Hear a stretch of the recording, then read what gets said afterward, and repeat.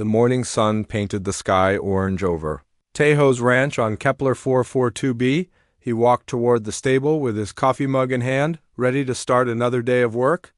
The frontier planet was quiet except for the sound of his boots on the dusty ground. Tejo had been living on this remote world for 5 years. He raised cattle and horses for the small colony settlements nearby. Life was simple here. No crowds, no noise, just him and his animals under the wide sky. His prize stallion Thunder was acting strange lately. The big black horse refused to go into the main stable. Every time Tejo tried to lead him inside, Thunder would back away and make nervous sounds. This had been going on for 3 days now. "Come on, boy," Tejo said, holding the rope gently. "What's got you so scared?" Thunder shook his head and stepped backward. His eyes were wide with fear. Something was definitely wrong. Tejo decided to investigate. He tied Thunder to a post outside and walked into the stable alone. The wooden building was old but sturdy. Sunlight came through the small windows, making dust dance in the air. Everything looked normal at first. The stalls were clean, the hay was fresh, and the water troughs were full. But as Tejo walked deeper into the stable, he heard a soft sound. It was like a whisper, but not quite human. He stopped and listened carefully. The sound came again from the far corner where he kept extra hay bales. Tejo moved slowly toward the sound. His heart began to beat faster. On this frontier planet, you never knew what kind of creatures might wander into your buildings. He pushed aside some hay bales and froze. 3 small creatures were huddled together in the corner. They were unlike anything he had ever seen. The creatures had scales that looked like colored glass. The scales caught the light and threw it back in rainbow colors. They had wings folded against their small bodies, and their necks glowed with soft blue light. 2 of the creatures were about the size of large cats. The third one was much smaller, barely bigger than a kitten. All 3 looked thin and scared. Tejo's breath caught in his throat. These were not Earth animals. They were clearly alien, but they looked so young and helpless. The largest creature looked up at him with golden eyes. There was something in those eyes that made Tejo's chest tighten: intelligence, fear, and something else that looked almost like hope. "Well, hello there," Tejo said softly. He kept his voice calm and gentle. "What are you little ones doing in my stable?" The creatures pressed closer together. The smallest one made a tiny chirping sound. It was weak and barely audible. Tejo slowly crouched down, making himself smaller and less threatening. He had worked with scared animals before. The key was to move slowly and speak softly. As he looked at them more closely, he realized what they might be. The news reports from the core worlds had mentioned them: Valian dragons, a species from a distant planet that had been destroyed by cosmic storms. The report said they were all dead, extinct, but here were 3 of them, alive and hiding in his stable. "You're Valians, aren't you?" Tejo whispered. "But you're supposed to be ... The largest creature tilted its head. It seemed to understand that Tejo was not a threat. Slowly, it took a small step forward. Tejo held out his hand, palm up. The creature sniffed at it carefully. Its breath was warm and smelled like flowers and starlight. "You're just babies," Tejo said, his voice full of wonder. "How did you get here? Where are your parents?" The creature's eyes seemed to dim with sadness. It looked back at the other 2, then back at Tejo. Even without words, the message was clear. They were alone. Tejo's heart broke a little. These weren't just alien creatures, they were children. Orphaned children who had somehow survived when their entire world died. "You're safe now," he said gently. "I won't hurt you." The smallest creature made another weak chirping sound. It was clearly sick. Its scales were dull, and it could barely lift its head. Tejo knew he had to help them. He couldn't just leave them here to die. But he also knew this was dangerous. The Galactic Authority had strict rules about alien species. If they found out he was hiding Valians, he could be arrested. But looking at these 3 frightened creatures, Tejo made his choice. Some things were more important than rules. "Okay, little ones," he said. "Let's get you some food and water. Then we'll figure out what to do next." He stood up slowly and went to get supplies. The creatures watched him. Go but didn't try to flee. They seemed to understand that this human was trying to help them. Te-ho returned with bowls of water and some dried meat. He wasn't sure what Valians ate, but water was universal, and most creatures needed protein. The largest creature approached. The water bowl first. It drank carefully, then looked back at the others. It made a soft sound, almost like a purr. The other two came forward to drink. They ignored the meat, but Teho wasn't surprised. He would have to learn what they actually ate. As he watched them drink, Teho noticed something amazing. The patterns of light on their necks seemed to pulse in rhythm with each other. It was like they were talking without words.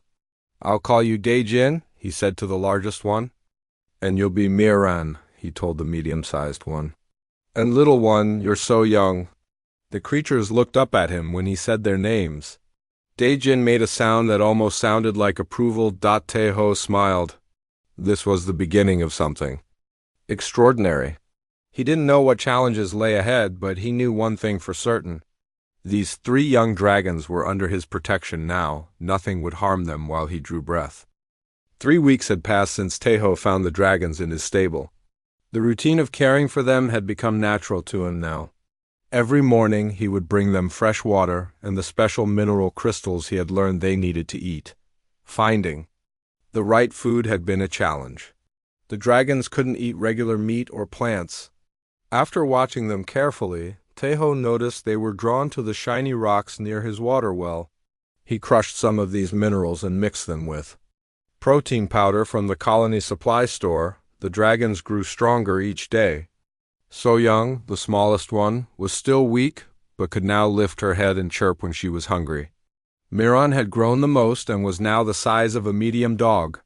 Daejin was almost as tall as Teho's waist, but the most amazing change was in their behavior. They were no longer afraid of him.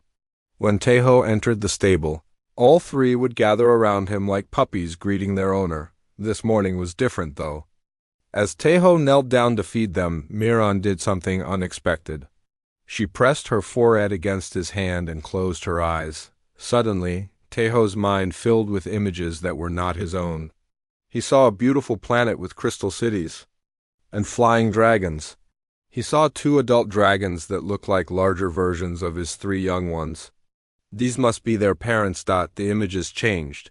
Now he saw fire and destruction. Radiation storms tearing through the sky. The adult dragons fighting desperately to protect their young. He felt their fear and desperation as if it were his own. The final image was heartbreaking. The adult dragons placing their 3 babies in a small escape pod. The parents stayed behind as their world burned. They chose to save their children instead of themselves. Teho gasped and pulled back. Miran opened her golden eyes and looked at him with such sadness that his heart ached. "I'm sorry," he whispered. "I'm so sorry you lost them."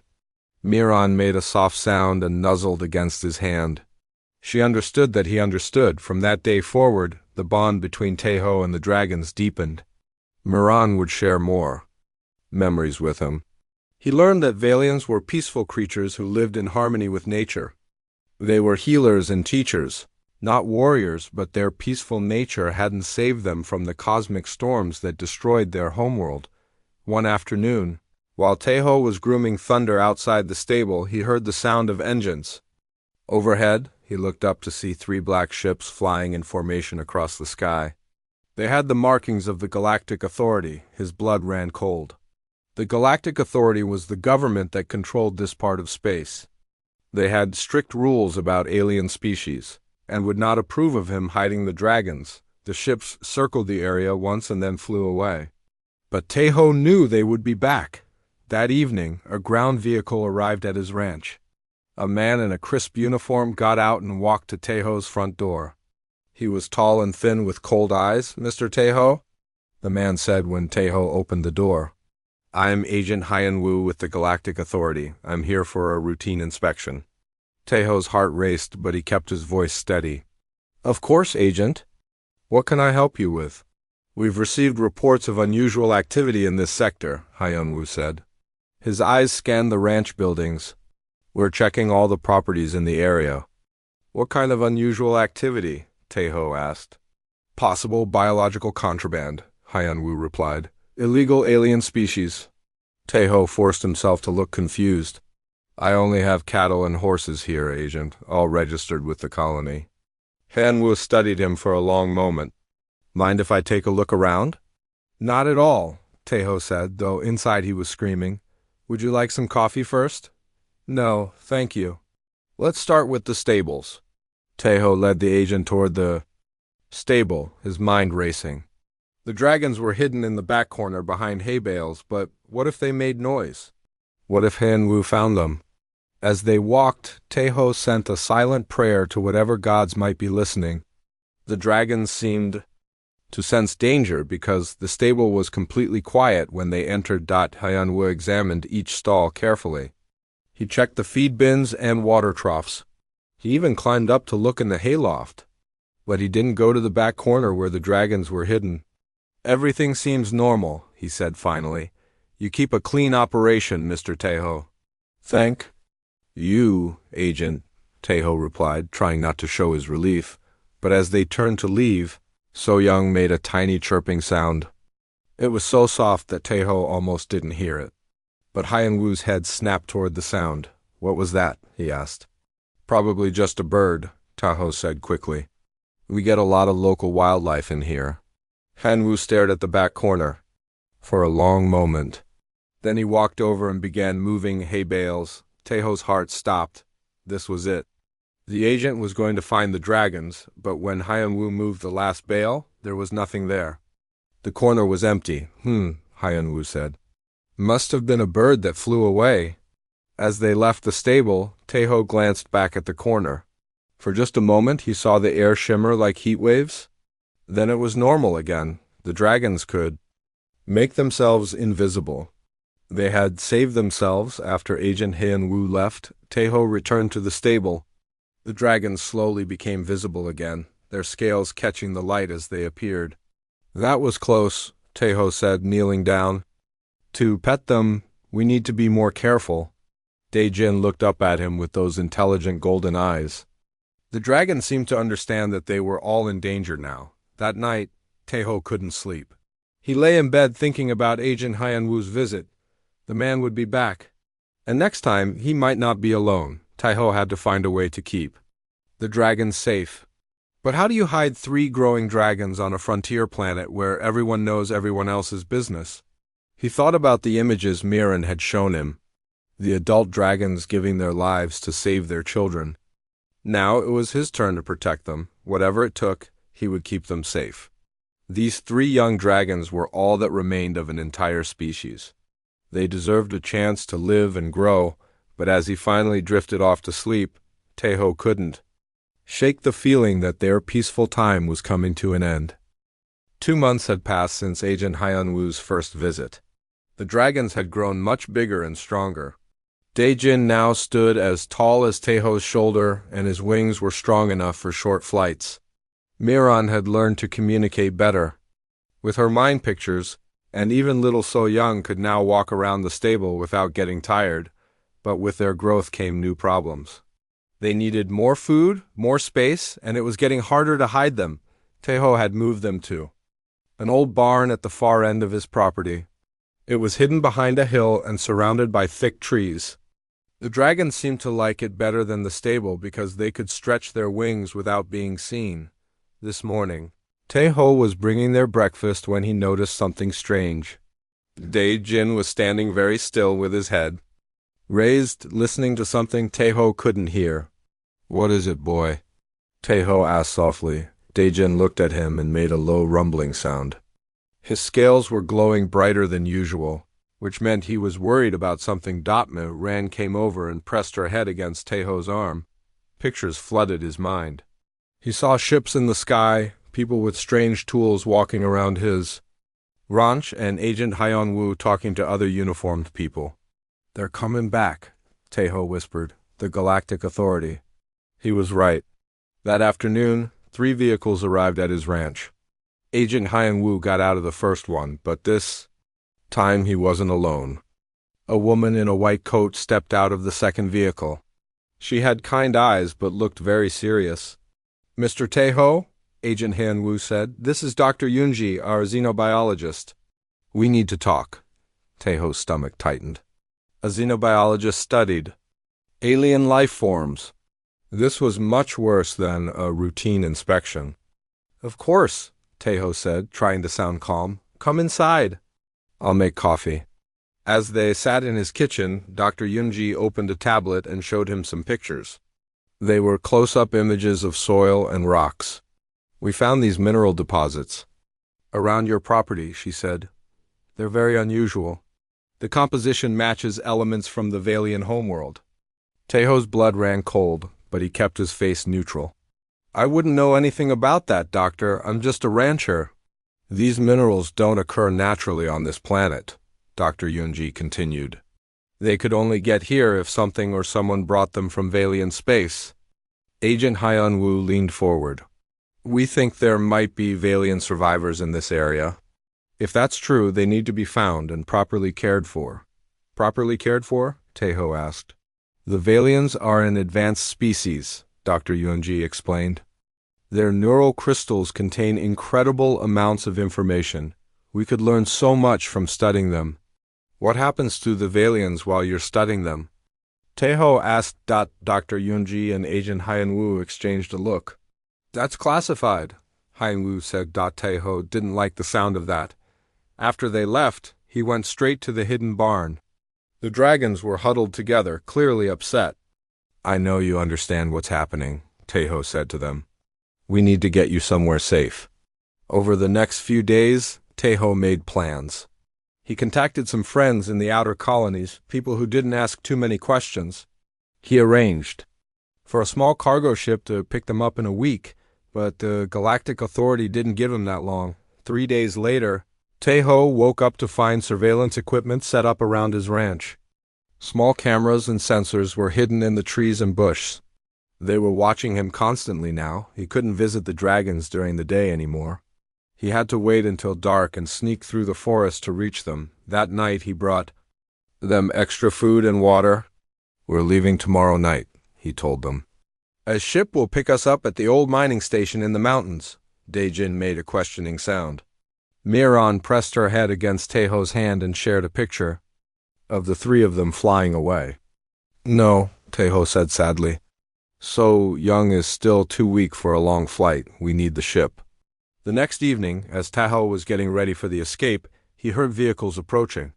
He looked out his window and saw Agent Hyun Woo's team surrounding his house.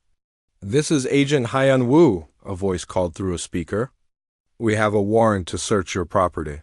Please come out with your hands visible." Taeho's heart pounded. He had to warn the dragons. He slipped out the back door and ran toward the forest, but he was too late. Another team was already at the hidden barn. He heard Daejin roar in anger and the sound of energy weapons firing. Taeho ran faster than he had ever run in his life. When he reached the barn, he saw the worst thing he could imagine. Daejin was caught in some kind of energy net. The young dragon was struggling and roaring, but he couldn't break free. Miran and So Young were pressed against the back wall, terrified. "Let him go!" Taeho shouted, running toward the net. 2 guards grabbed him and held him back. Agent Hyun Woo walked into the barn with a satisfied smile. "So you have been hiding them," he said. "I knew it." "They're just children," Taeho said desperately. "They're not hurting anyone." "They're valuable research subjects," Dr. Yunji said. She was scanning Daejin with some kind of device. "This one is particularly interesting. His neural development is remarkable." Daejin looked at Taeho with those golden eyes. Even caught in the net, he was trying to protect his sisters. The young dragon made a sound that was almost like crying. "Take him to the ship," Agent Hyun Woo ordered. "We'll collect the other." "Too later." "No." Taeho struggled against the guards. "You can't separate them. They're family." But the guards were already carrying Daejin away. Miran let out a wail that sounded like a broken heart. So Young collapsed and wouldn't stop shaking. Agent Hyun Woo looked at Taeho with cold eyes. "You're under arrest for harboring illegal alien species, but if you cooperate, we might be lenient." "I want to see him," Taeho said. "I want to see Daejin." "That's not possible," Hyun Woo replied. He's being taken to our research facility on the moon. Don't worry, he'll be very useful to science. As they took Taeho away, he looked back at Miran and So Young. The two dragons were alone now, just like they had been when he first found them, but this time he couldn't help them. He had failed to protect them. The last thing he saw was Miran's scales glowing brighter than ever before. She was trying to reach out with her mind, calling for help from somewhere far away. Taeho hoped someone would hear her cry. Taeho sat in his cell on the prison ship, staring at the metal walls. 3 days had passed since they captured Daejin. 3 days of not knowing if the young dragon was alive or dead. The guards had told him nothing. Agent Hyun-woo visited. Wants to ask more questions about the dragons, but Taeho refused to speak. He wouldn't give them any information that might help them hurt Miran and So Young. On the 4th day, a new guard came to his cell. The man was older than the others, and had kind eyes. "My name is Dr. Young-soo," he said quietly. "I work at the research facility where they took your dragon." Taeho looked up sharply. "Is he alive?" Dr. Young-soo glanced around nervously, then nodded. "For now? But what they're doing to him, ... double quote. He shook his head. "It's wrong. No living creature should be treated that way. What are they doing?" Taeho asked, his voice barely a whisper. "They're trying to extract his neural crystals," Dr. Young-soo said. "The process is very painful. The young dragon cries constantly, but he won't give up. He keeps fighting." Taeho felt sick. "Can you help him?" "I don't know," Dr. Young-soo replied, "but I had to tell you. That dragon ... he's not just an animal. He's intelligent, maybe more intelligent than we are. What we're doing is murder." Before Taeho could respond, other guards appeared. Dr. Young-soo quickly left, but not before slipping something small into Taeho's hand. It was a communication device. Later that night, when the guards weren't watching, Taeho activated it. Dr. Young-soo's face appeared on the tiny screen. "I've been thinking about what you said," Dr. Young-soo whispered, "about the dragons being family. I watched the young one today. Even in pain, he was trying to protect something, like he was sending messages to someone far away." "His sisters," Taeho said. "Miran and So Young, they're still at my ranch." "Not anymore," Dr. Young-soo said sadly. "Agent Hyun-woo went back for them this morning. But something went wrong." Taeho's heart stopped. "What do you mean?" "The dragons weren't there. The barn was empty. But there were signs of some kind of energy discharge, very powerful. And the ground around the barn was covered in strange symbols." "Symbols?" "Like writing, but not in any language we know. Dr. Yoonji thinks the dragons might have been trying to communicate with something." After Dr. Young-soo ended the call, Taeho lay on his prison bunk and tried to understand what had happened. Miran could send pictures with her mind. Maybe she could send messages too. Long-distance messages. Maybe she was calling for help. Meanwhile, on the moon research facility, Daejin was in a white room filled with machines. His beautiful scales were dull now, and his golden eyes were clouded with pain. But he was still fighting. Every time the scientists tried to extract his neural crystals, he would resist. His mental shields were stronger than they expected. Dr. Yoonji was frustrated. "This is taking too long," she told her assistant. "Use the neural disruptor, maximum setting." "But doctor, that could kill him," the assistant said. "Then we'll have to work faster," Dr. Yoonji replied coldly. As the machine powered up, Daejin felt something he hadn't felt in days. A familiar presence touching his mind. "It was me, Ran. His sister's voice came through the connection, weak but clear. "Help is coming, brother. Hold on." Daejin found new strength. If Miran had found help, then maybe there was hope after all. Back on the planet, Agent Hyun-woo was getting angry. The two remaining dragons had disappeared without a trace. His teams had searched the entire area around Taeho's ranch, but found nothing. "Sir," one of his men reported, "we've detected some unusual energy readings from the deep forest. Something big is coming." Agent Hyun-woo grabbed his weapon. "Show me." They drove to the forest where the energy readings were strongest. As they walked through the trees, The air began to shimmer with heat waves. Then the trees parted, and something impossible stepped into the clearing. It was a dragon, but not like the young ones they had captured. This dragon was ancient and enormous. Her scales were silver with age, and her eyes held the wisdom of thousands of years. "I am Elder Nara," the dragon said, her voice echoing in their minds. "You have taken one of my people." Agent Hyanwu raised his weapon, but it felt small and useless against such a magnificent creature. "You're supposed to be extinct," he said. "Many of us survived," Elder Nara replied. "We have been hiding in the deep spaces between stars, waiting for the right time to return. One of our young ones called to us. She told us of a human who protected our children." "The dragons are property of the Galactic Authority," Agent Hyanwu said, trying to sound brave. "They're dangerous aliens." Elder Nara's eyes flashed with anger. "Dangerous? We are healers and teachers. We harm no one but you. You torture our young." The dragon's presence was overwhelming. Agent Hyanwu's men began to back away in fear. "Where are the other two?" Elder Nara demanded. "Safe," came a voice from the trees. Miran and So Young emerged from the shadows, but they were not alone. Two more adult dragons flanked them, their scales glowing with protective energy. "We have been watching," Miran said, her mental voice now strong and clear. "We have seen what you do to our brother." Elder Nara turned to Agent Hyanwu. "You will return our young one now."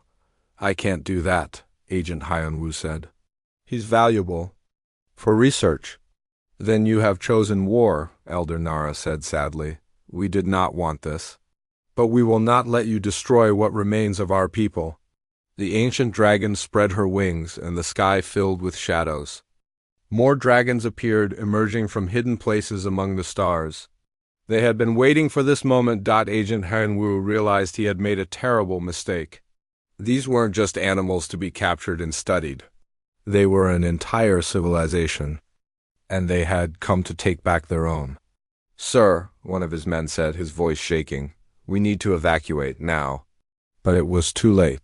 The dragons had surrounded them completely. Elder Nara looked down at the terrified humans. "You have one chance. Free our young one and leave this place.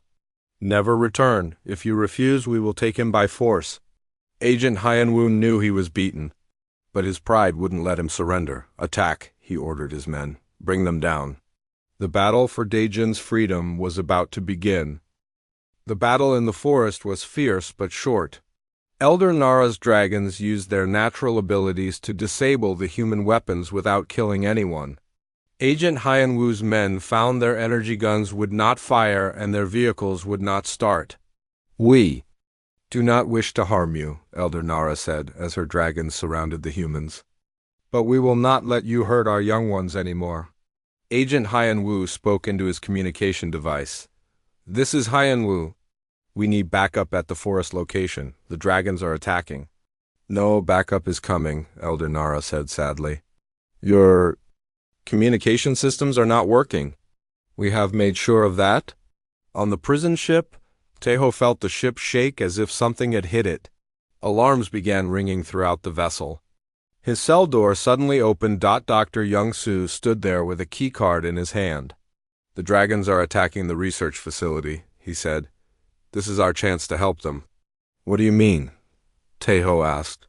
"I've been working there for 2 years, Dr. Young-soo explained. "I know the layout. I know where they're keeping your dragon. But I can't get him out alone." Taeho didn't hesitate. "Let's go." They made their way through the ship's corridors while explosions echoed from outside. Through the windows, Taeho could see dragons flying through space, their scales glowing like stars. "How are they breathing in space?" Taeho asked. "Valians don't need air like we do," Dr. Young-soo explained. "They absorb energy directly from cosmic radiation. That's why they live so long on their homeworld." They reached the shuttle bay and climbed into a small transport ship. Dr. Young-soo started the engines and flew toward the research facility on the moon. The facility was under attack. Dragons circled it like angry bees around a hive. But they weren't destroying it. They were trying to get inside to rescue Daejin. "The facility has shields," Dr. Young-Soo said. The dragons can't break through, but I know a service entrance they don't know about. They landed the shuttle in a hidden bay. Dr. Young-Soo led Taeho through empty corridors. All the research staff had fled when the dragons arrived. The neural extraction lab is on level 5, Dr. Young-Soo said.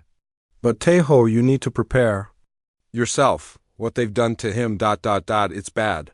They reached the lab and Dr. Young-Soo opened the door.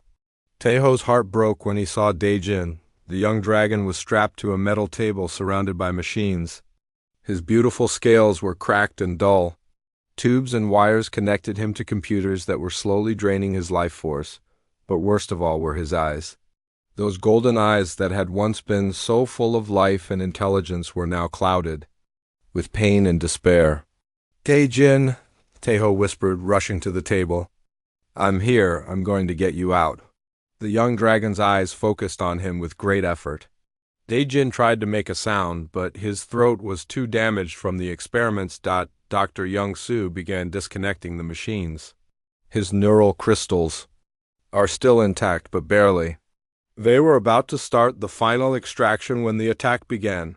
As they worked to free him, Dae-jin managed to lift his head slightly. He pressed his forehead against Taeho's hand, just like he had done when he was small. Suddenly, images flooded Taeho's mind, but these were not memories this time. They were something else entirely. Taeho saw the universe as Dae-jin saw it. A vast web of light and energy connecting all living things. He saw how the Valians had once been the guardians of this cosmic balance, helping to keep the universe healthy and stable. He saw what would happen if the last Valians died. The web would break. Stars would burn out too quickly. Planets would lose their ability to support life. The universe itself would begin to die. You're not just dragons, Taeho said in wonder. You single quotes you're the universe's immune system? Dae-jin nodded weakly. Then he shared one more vision. It was a plea not just for his own life, but for the survival of everything that existed. The young dragon was begging not just to live, but for the chance to fulfill his people's sacred duty. He was asking Taeho to help him save the universe. I understand, Taeho said, tears streaming down his face. I'll help you, I promise. They finished freeing Dae-jin from the machines. Dr. Young-Soo helped carry the weakened dragon toward the exit. The shields are still up, Dr. Young-Soo said. The other dragons can't get in to help us. Then we have to get out on our own, Taeho said. He looked at Dae-jin, who was barely conscious. Can you contact your people? Tell them we're coming? Dae-jin closed his eyes and concentrated. His scales flickered with weak light. Outside, Elder Nara suddenly stopped her attack on the facility. The young one lives, she announced to the other dragons. Our human friend is bringing him out. But Agent Han-woo had other plans. He had managed to reach the facility's control room and was preparing to activate the self-destruct system. If I can't have the dragons, he said to himself, then no one can. His finger moved toward the red button that would destroy the entire facility. But before he could press it, Dr. Yoonji burst into the room. Stop! She shouted. I've been watching the data from the neural scans. Do you know what those dragons really are? Valuable research subjects, Agent Han-woo replied. They're the reason the universe is stable, Dr. Yoonji said, her voice full of awe and terror. If they die, everything dies. Stars, planets, all life everywhere. We're not just torturing aliens, we're destroying existence itself. Agent Han-woo hesitated. That's impossible. Look at the data, Dr. Yoonji said, showing him her tablet. The neural patterns show connections to cosmic background radiation. They're linked to the fundamental forces of the universe. For the first time, Agent Han-woo began to understand the magnitude of what they had done. But his pride and stubbornness wouldn't let him admit his mistake. It's too late now, he said. The damage is done. He pressed the self-destruct button. Alarms began blaring throughout the facility. They had 10 minutes before the entire moon. Base would explode. Taeho heard the alarms and ran faster, carrying Dae-jin with Dr. Young-Soo's help. They reached the shuttle bay just as the first explosions began. We're not going to make it, Dr. Young-Soo said, but Taeho had an idea. Daejin, can you tell the other dragons to break the shields? We need them to get us out of here. The young dragon gathered his remaining strength and sent out a mental call. Outside, Elder Nara received the message. All dragons, focus your energy on the facility shields, she commanded. Our young ones are inside.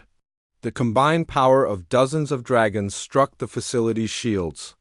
The energy barrier flickered and failed. Elder Nara herself flew through the opening and landed in the shuttle bay just as Taeho and Dr. Young-Soo arrived with Daejin. Quickly, she said. The facility will explode soon.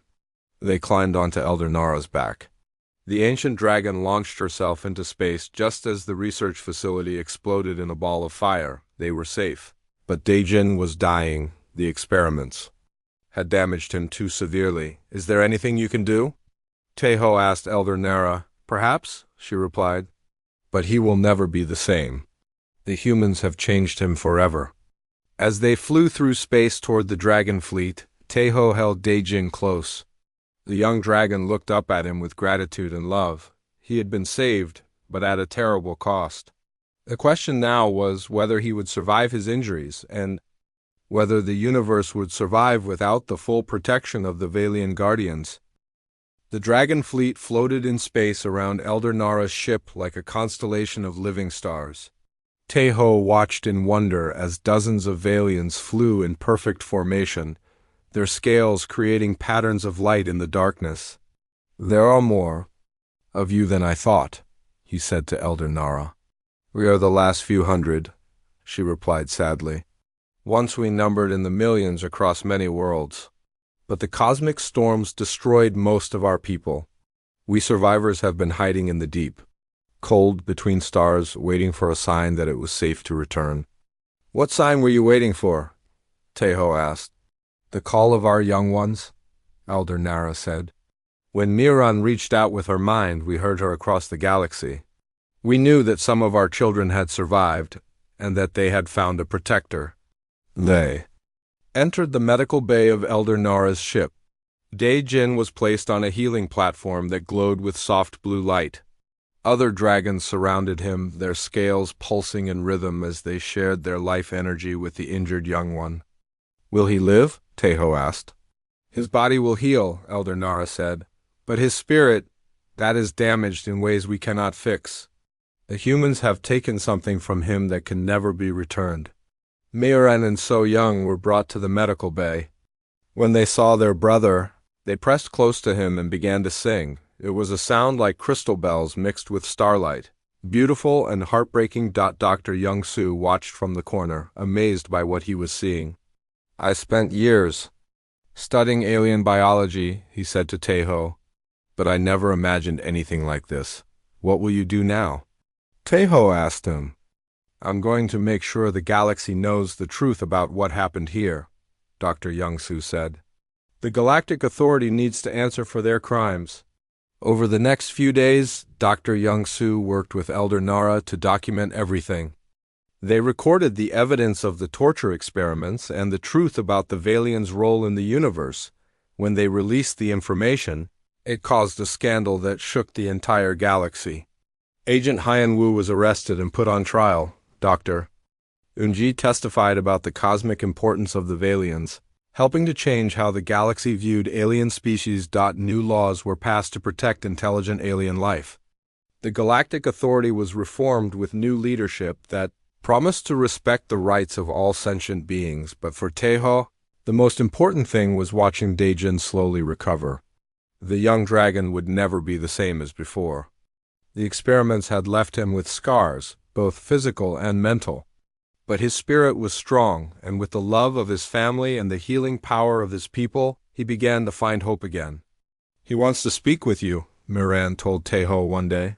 Her mental voice now clear and strong, Taeho went to where Daejin was resting.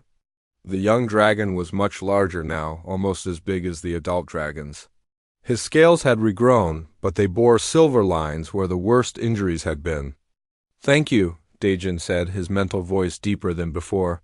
You saved us when no one else would. You're my family, Taeho replied simply. That's what family does. I have learned something during my healing, Dejin continued. The universe is more fragile than we knew. The damage to our people has created weak spots in the cosmic web.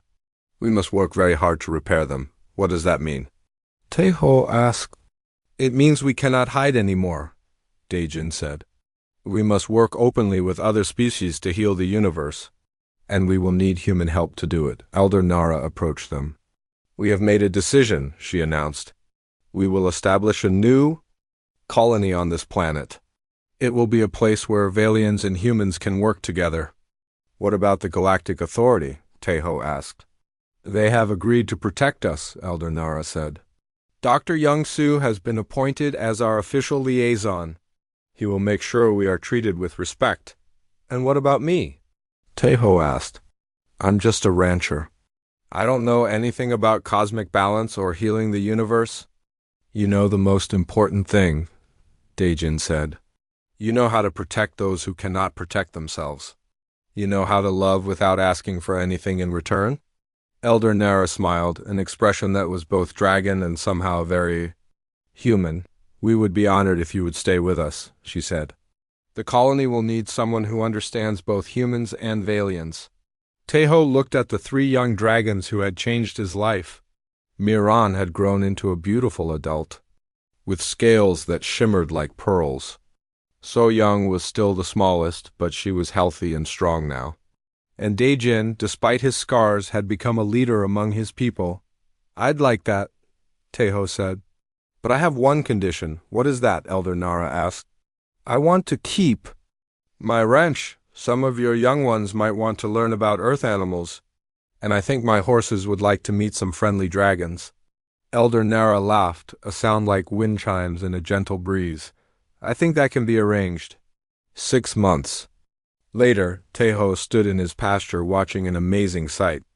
Young Valian dragons were learning to ride horses, while human children from the nearby colony were learning to fly on the backs of friendly dragons. Miran had become the colony's chief translator, helping humans and Valians understand each other. So Young had discovered a gift for healing and was studying to become a medical assistant, and Dejin had found his true calling as a teacher. Despite the trauma he had endured, he had chosen to help others rather than let bitterness consume him. He taught young dragons and humans alike about the interconnectedness of all life. You did well, my friend, Elder Nara said, appearing beside Teho. You saved more than just 3 young dragons. You saved the future. Teho watched as Dejin patiently showed a human child how to sense the energy patterns in a flower. The young dragon's scales glowed with gentle light, and the child's eyes were wide with wonder. They saved me too, Teho said. I was just a lonely rancher before they came. Now I'm part of something bigger. That is the human gift, Elder Nara said. The ability to see family in any living being. The willingness to protect and love without reservation. It is why the universe chose you to be their protector. As the sun set over the colony, painting the sky in shades of gold and purple, Teho felt a deep sense of peace. He had kept his promise to 3 frightened young dragons who had asked him for nothing but the chance to live, and in return, they had given him a purpose greater than anything he had ever imagined. Together they were healing not just their own wounds, but the wounds of the universe itself. The last surviving dragons were no longer alone. And neither was the human cowboy who had found them in his stable and chosen to give them a home.